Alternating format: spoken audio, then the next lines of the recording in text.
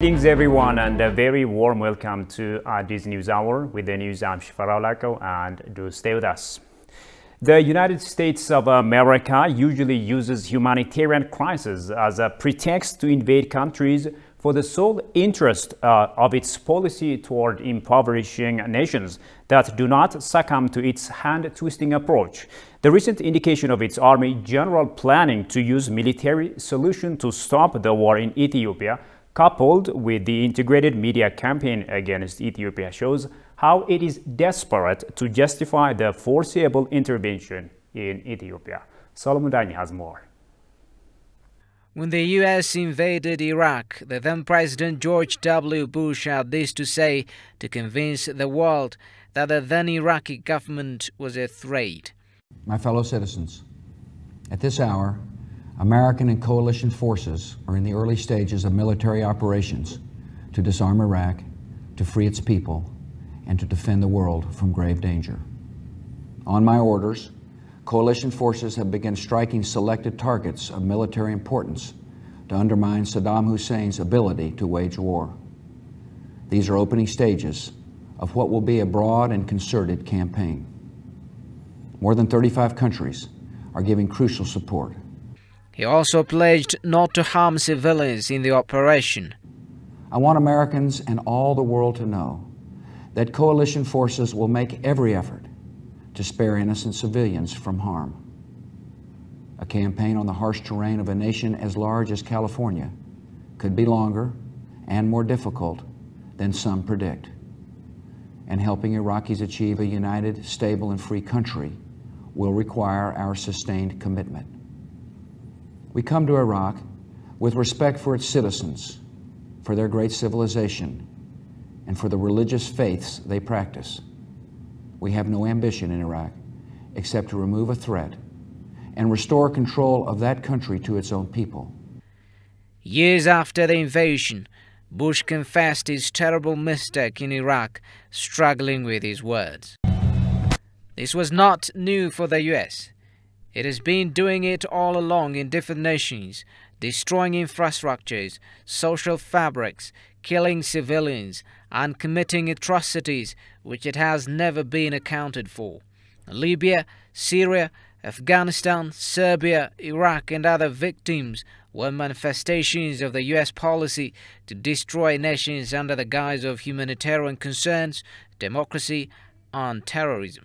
The recent crisis in Ethiopia appears to be a very good opportunity for the U.S. to continue with its legacy of destroying nations. Talking to the BBC last week, Major General William Zana, commander of Joint Task Force for the Horn of Africa, gave an indication that the U.S. might use military options to stop the war in Ethiopia. The justification behind the intervention is protecting the well-being of the entire region. Anything that happens within Ethiopia is inextricably tied to the security, the safety of the rest of the region. When Ethiopia has an internal conflict that may make it decide to withdraw forces from Somalia, now you have 5 African Union countries that are also affected, and Somalia. You have the potential for violent extremist organizations to have greater activity there. So a primary role for our command here is to be able to respond to crisis, and in particular to respond to crises that are associated with U.S. diplomatic missions across Africa, but in particular in East Africa. We have done an incredible amount of planning and preparation to be able to respond, to assist in evacuation, to reinforce an embassy, to do a larger scale evacuation if necessary, both for U.S. personnel, U.S. citizens or dual citizens, or those from other countries. The East African Response Force, the only U.S. crisis response force that is located on the continent of Africa, is part of our command and located here. So we bring capabilities together from each of our joint services and allies and partners to any sort of crisis. And Ethiopia is obviously very concerning for us. The truth, as history told us, turns out to be crippling governments that do not succumb to its hand-twisting approach. No historical moment proved that the U.S. restored peace and saved civilians from death in any country it intervened. The speech President Biden said while U.S. troops withdrew from Afghanistan sums up the whole purpose of the U.S. to invade countries. Our mission in Afghanistan was never supposed to have been nation building. It was never supposed to be creating a unified, centralized democracy. Our only vital national interest in Afghanistan remains today what it has always been, preventing a terrorist attack on America's homeland.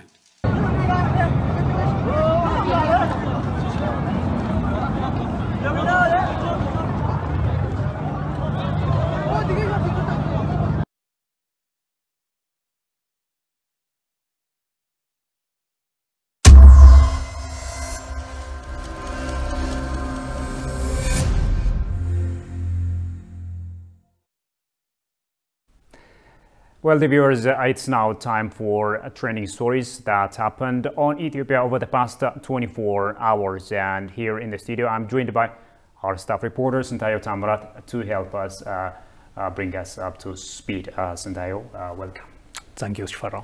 And what are some of the top stories or trending stories that you observed over the past 24 hours on Ethiopia? Well, I've brought these two issues, and these are Djibouti says it will not allow US to attack Ethiopia from the US bases in Djibouti.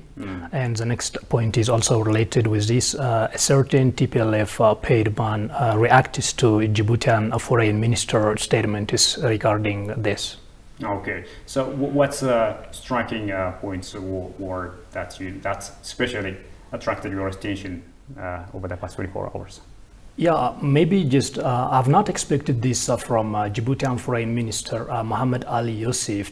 He tweeted that the US will not be allowed to strike Ethiopia from its military bases inside the country. The US considered launching attacks against Ethiopia from its military bases in the Horn region, which is in Djibouti. Yeah.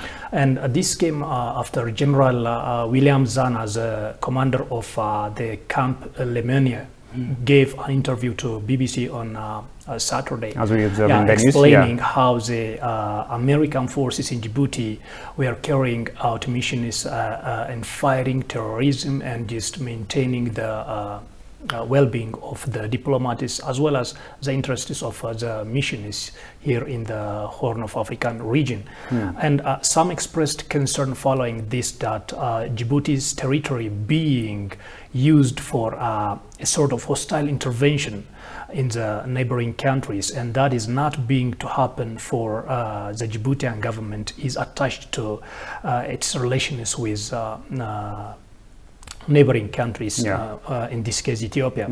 And now after this news, the BBC News was just posted with Somali language.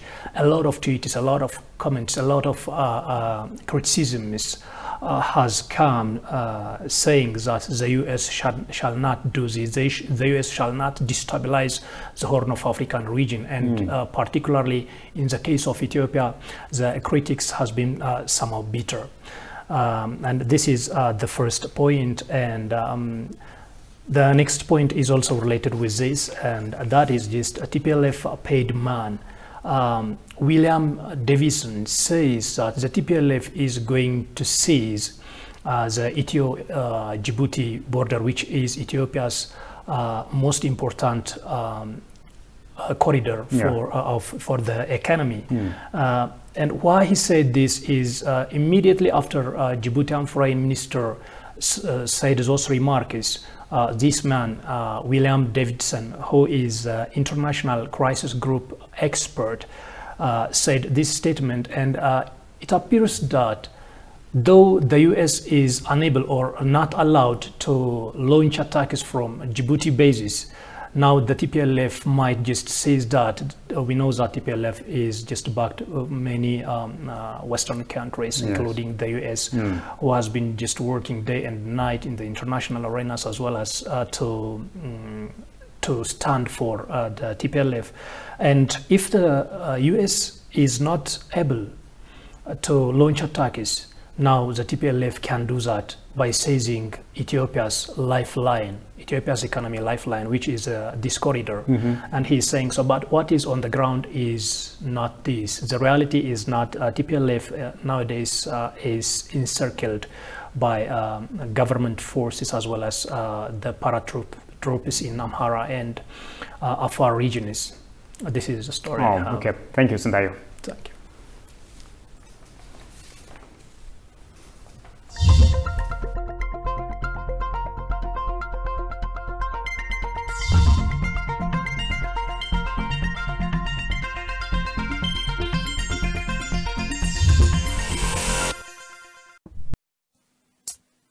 Sidama Techula omwe Ada batemwe Techula omwe Ada batemwe Techula omwe Ada batemwe Techula omwe Ada batemwe Eshategesha Fire, fire, fire, fire, fire Sidama fire, Sidama fire Fire, fire, fire, fire, fire Sidama.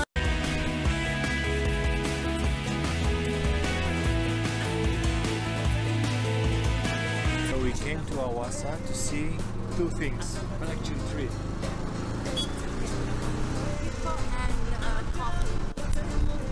And crocodiles, three. Not dangerous. Maybe if you want to get, you pass.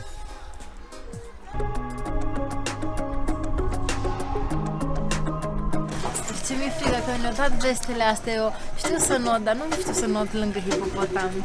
Pățim. To Hawassa for the lake. This huge freshwater reservoir is a biosphere's paradise. Hippos, crocodiles, monkeys and a lot of birds. You won't run out of things to photograph.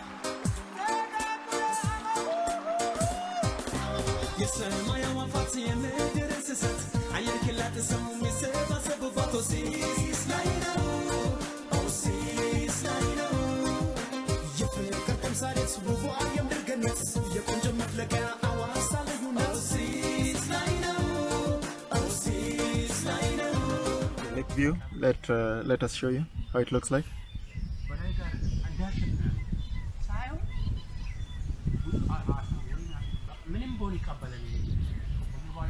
It's so beautiful, calm.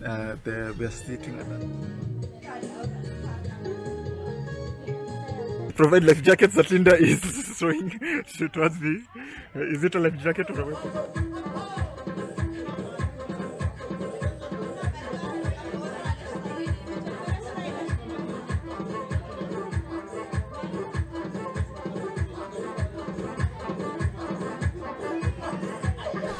Welcome back. You are still watching Addis News Hour. Now, Ethiopian Americans living in Virginia vow to punish the Democrats with their ballot paper following the Biden administration's blinded policy on Ethiopia. The Biden administration effectively empowered the repressive regime TPLF, which led the country for close to 3 decades. Goshu Melissa has more on that. Ethiopia has been the long-time diplomatic strategic partner of United States in East Africa region, but recently its relationship with America is deteriorating due to the misguided policy of the United States. The terrorist TPLF, who led the country for 3 decades, committed mass atrocities against innocent civilians, but the United States, Westerns and their media failed to condemn the heinous crime. Instead, they are energizing the TPLF rebels. The Biden's administration's apparent misguided policy on Ethiopia angered many Ethiopian diasporas residing in the U.S. Mr. President, hands off Ethiopia! Hands off Ethiopia! Hands off Ethiopia! Hands off Ethiopia! Our leaders are our choices! Our choices! We stand for sovereignty! For sovereignty! And territorial integrity! Territorial integrity! Of Ethiopia! Of Ethiopia! Even though the United States themselves, on many occasions, they express their concern about human rights abuses of TPLF. If TPLF was so great, they had 27 years of leadership, of governance. What they have done, torture, mass killing, and so on. So we cannot sell to any Ethiopian or any African today. Bringing back the TPLF to power is a mistake. Over 30,000 Ethiopians live in Virginia alone, according to the Migration Policy Institute. Ethio-Americans are widely protesting the Democratic Party's policy of interfering in Ethiopia's internal affairs and putting unnecessary pressure, according to a report by Washington Post. America has decided to take down the Ethiopian government. That will have a ramification, a consequence, not only in the region and beyond the entire African country. It's about time for Ethiopians to stick together as well. The Ethiopian diaspora have a power to vote, a big bloc. Recently, we lost an election, gubernatorial election in Virginia, due to massive vote against the Democratic Party. Each one of us, I believe, have to fight, have to do the best to bring our government, United States, to the reason. The different approach.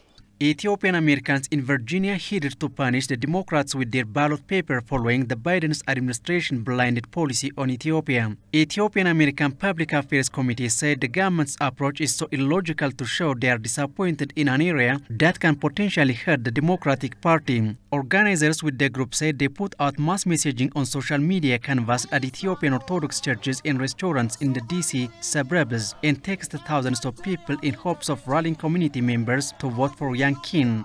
We stand for sovereignty and territorial integrity of Ethiopia. Djibouti has made it clear and loud that it will not allow any foreign forces to use its soil as a launching pad to invade its neighboring country.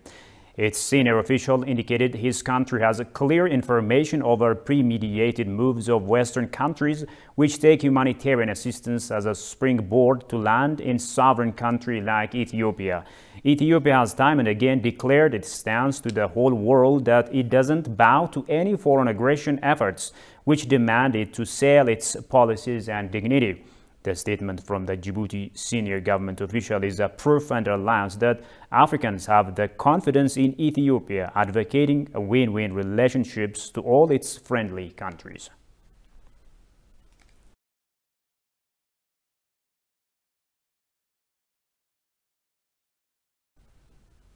The Russian ambassador to Ethiopia, Yevgeny Terehin, visited the General Secretary of the Prosperity Party, Adam Farah, yesterday.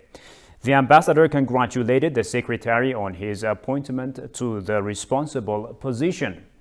During the conversation, the state and prospects of interaction between the ruling parties of the two countries, the All-Russian Political Party, United Russia, and the Prosperity Party were discussed. The parties noted that this interaction is actively developing on the basis of the cooperation agreement signed in March this year in Addis Ababa. A significant role in this process was played by the participation of the Prime Minister of Ethiopia, Abiy Ahmed, in the International Inter-Party Conference Russia-Africa, which took place in March this year.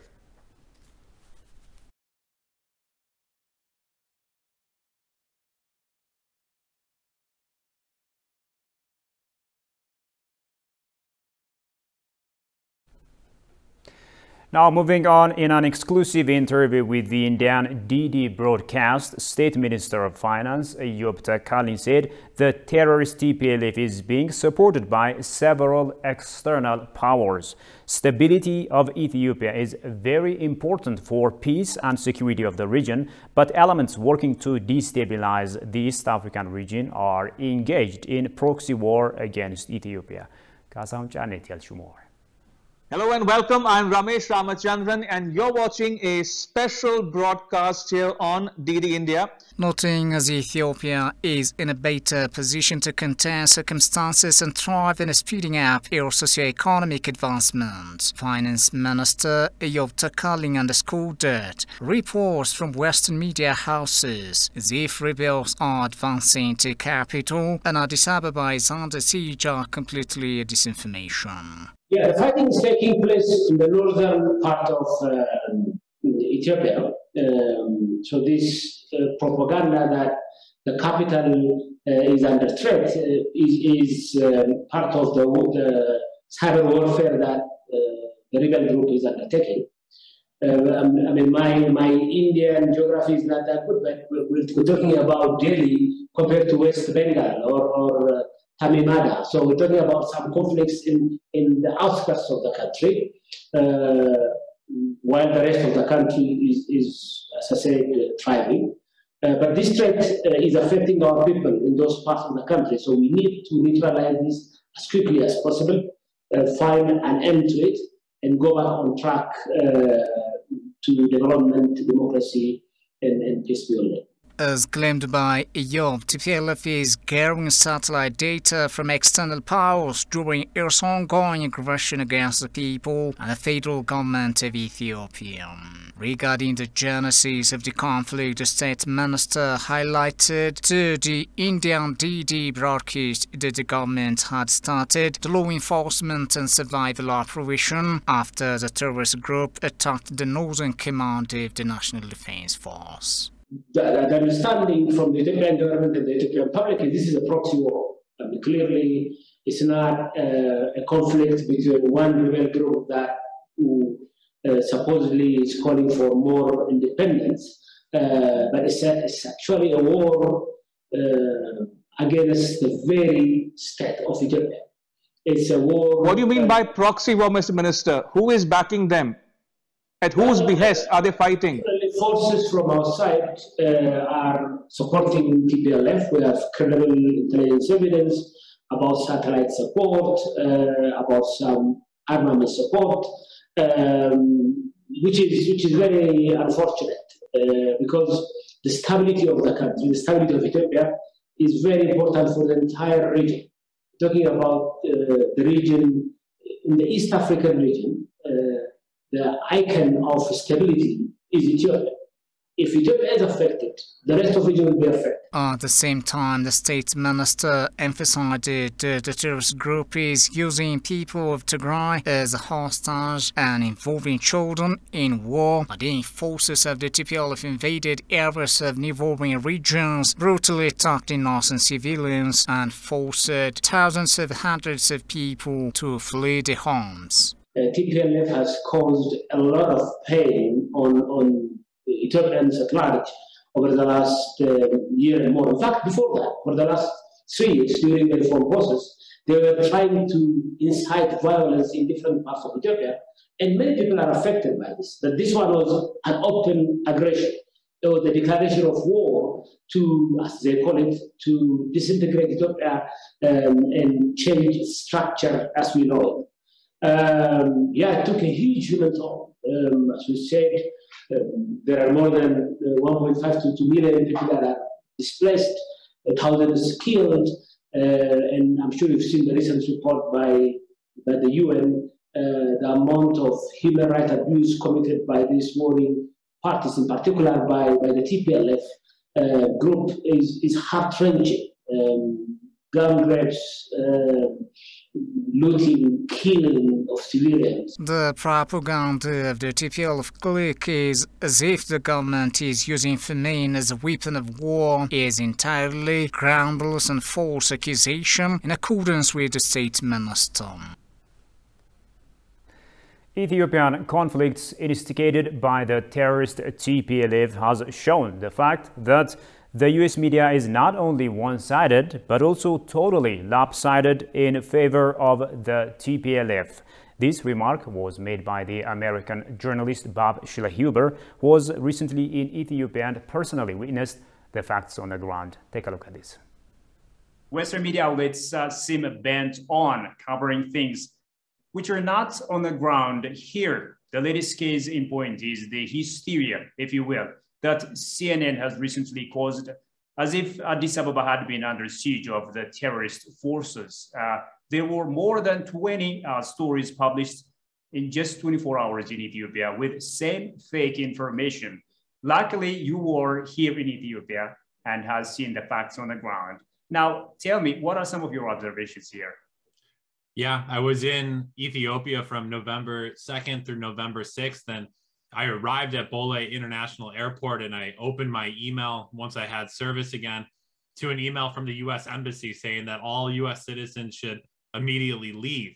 And I wasn't about to get back on a plane and travel the 17 hours back. So I said, I'll stay a little bit and see what's going on for myself. And once you get to Addis Ababa, as your listeners know, there is not the conditions that are described by the CNN, the Washington Post, New York Times, and the U.S. government. The city obviously is in a moment of great, there's a lot of stress, there's a lot of fear. Obviously, people are very anxious around what is taking place, but the city itself was not under siege. I was able to take a tour of the city. I was able to meet quite a few people, and I was able to freely walk around on my own within Addis Ababa.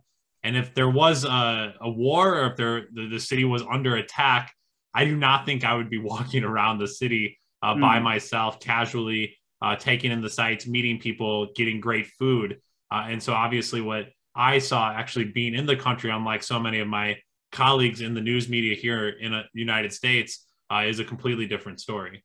Apart from pushing lies and falsehoods about Ethiopia, these Western media outlets are also trying to tarnish the image of the country, reporting exaggerated and horrific stories about the IDPs who fled their homes in various parts of the Amhara region, for example. Are there any observations that you made in this regard from your recent trip to Ethiopia, especially your visit to the state of Amhara? Yeah. And, we often say that the U.S. media is one-sided. And in this conflict, they're not just one-sided. They're actively working to push a side on behalf of the TPLF. And they're only highlighting those who are in a certain part of the country, not the whole country. So when I arrived to Ethiopia, I wanted the opportunity and flew to Bahar Dar to understand what was happening to the people of Afar and to Amhara. And so I arrived at Bahar Dar to what was going to be a retail center for the city that has now been turned into a makeshift camp for people who have been displaced from throughout the northern parts of the Amhara state and across from Dessie, Kombolcha, places like Lalibela, World Heritage sites that the TPLF has now invaded and destroyed people's homes that I heard stories about. People had been raped. I heard stories. People's livestock and their crops have all been destroyed. These are things that the Ethiopian government is not doing to the people of Tigray. They're not destroying crops. They're not purposely killing livestock. And I think what the American media has gotten so wrong is who's really suffering and why. It's not two sides are fighting, and because two sides are fighting, then there is damage. But the TPLF have been the aggressors. They are the ones who could end the war tomorrow if they demobilize, if they return to Tigray, if they put down their weapons. The war would instantly stop. The Ethiopian government has already declared a unilateral ceasefire. They said, we will stop fighting, and the TPLF continued. And so to actually travel to Amhara, to travel to Bahar Dar, and to hear people's stories directly, stories that are left out of American news, was quite enlightening. And I could not imagine it. And we were talking about how these people at these camps, the Ethiopians at these camps, they actually are more familiar and have read more American news than most Americans have, which tells you a lot about how little the American people read news here, unfortunately. But to be able to be in those camps and to read the news and watch yourself completely erased from history, erased from these stories, was something that I could not stand by. And I needed to go and hear it for myself and bring those stories back to an American public. And people have been thankful, because if not for me, if not for a few other journalists, those stories would never be told. The stories of tens of thousands of people being displaced violently by the TPLF right now. And that's what I found when I was in Bahar Dar. Oh, wow. Yeah, this is beautiful.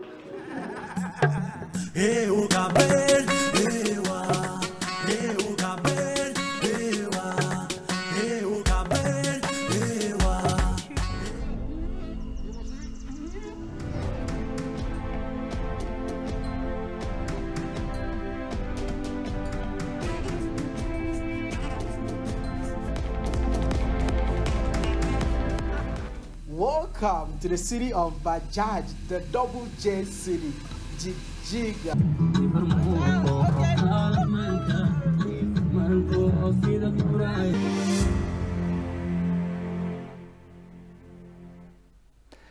Now, some Western media outlets are adding fuel to the domestic conflict and political instability of Ethiopia, only to secure their political interests. Talking to ETV English, scholars say some Westerners are using foreign media outlets to disseminate disinformation about Ethiopia against the hard facts on the ground. Habtam Ashagri reports. Talking to ETV, scholars said some Westerners are alertly working to bring regime change in Ethiopia by misinforming the international community. Some foreign media outlets and other actors need to respect the voice of people of Ethiopia decision and once designated TPLF and OLF Shani as a terrorist group in Ethiopia. Some nations, some forces groups, interest groups have to first of all understand the reality of the nation, including the history of the nation as well. And we have our own interest, our own narration, our own voice, our own reality. That reality, that narration must be respected. And that way we can mutually understand and we can cooperate in many fronts. In case of Ethiopia, I personally say they want to they want regime change because the prime minister is do not agree with them. He stands for the Ethiopian interest, and so they are not happy. So they are now using this Tigrayan conflict as a means to dismantling and bringing some regime change to the country. Yeah, this is my opinion.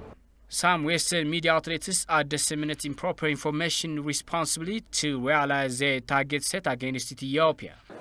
Money plus minority issues, minority attention, they make them convinced, and they try to reflect their crying against the Ethiopian state. So I think Martin Plaut, Alex Doal, and other journalists and the so-called scholars working by money and other benefits. So they get benefit from TPLF, and then they cry based on that. They have no concern about Tigrayan people, by the way. Their concern, they have their own concern. They don't worry about human rights or about whatever the problem, but they have their own agenda. To achieve that agenda, they are using this one as a means. As a means. For instance, you can see the case of Yemen today. There are severe human rights violations in Yemen today. There is famine. There is displacement from Yemen today, but they don't care about. It is reflected some foreign countries need to understand the reality of Ethiopia and what is going on the ground before they fuming political instability in Ethiopia. Western journalists and scholars are strategically working with PLF mafias to propagate the international community wrongly. Propaganda is very much far-fetched and misleading, and it is misleading to the extent that it also misleads the international community. And when we see how this conflict was brewing is based on false narratives of both the conflict and also of the pre-conflict situation. Ethiopians living in Italy and Greece have embarked upon a fundraising program in support of people in need of humanitarian assistance in Ethiopia. Members of the Ethiopian communities in the two countries are working in partnership with the embassy in Rome to mobilize more diaspora in the fundraising program.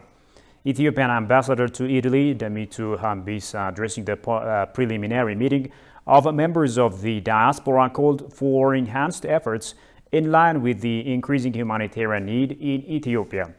The ambassador appreciated Ethiopians who initiated the fundraising event. She underlined Ethiopians have to stand with the government more than ever before to respond to the current situation in the country.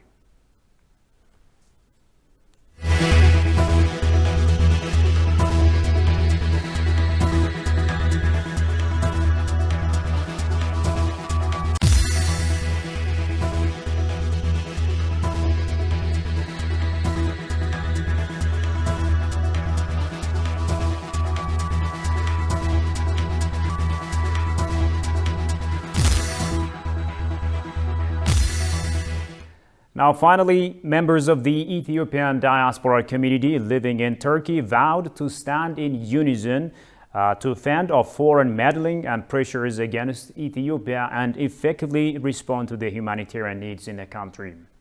Ethiopians who are living in Turkey held a meeting aimed at enhancing their participation in overall activities in their homeland.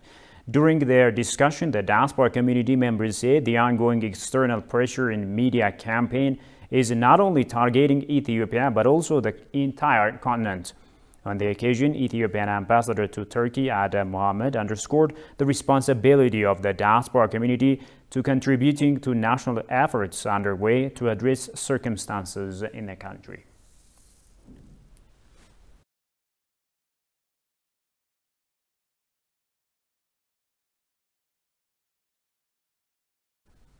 Finally, a quick reminder of the top stories. America usually uses humanitarian crises